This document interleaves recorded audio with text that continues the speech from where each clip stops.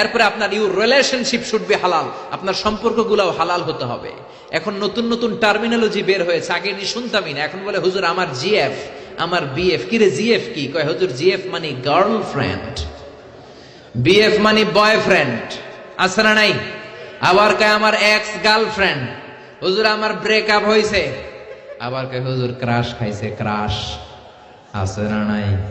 ওই যে পোলাপান হাসে, মুরব্বীরা বুঝে নাই। আহা, এগুলো করা যাবে? এই জন্য আপনার যে সম্পর্কটা, প্রেম করতে মনে চায়, বিয়ে করার পরে বউর সাথে প্রেম করবা, সব আছে না নাই?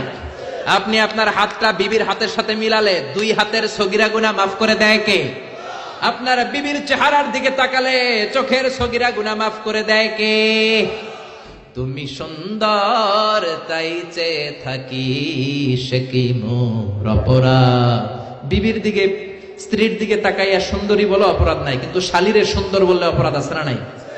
ভাবিরে সুন্দর বললে অপরাধ আছে না নাই? চাচাতো বোন, কাজিনদের দিকে তাকাইয়া সুন্দর বললে অপরাধ আছে না নাই? এজন্য ইউর রিলেশনশিপ শুড বি হালাল। ছেলে মেয়েদেরকে আগে বিয়ে করায় দেন।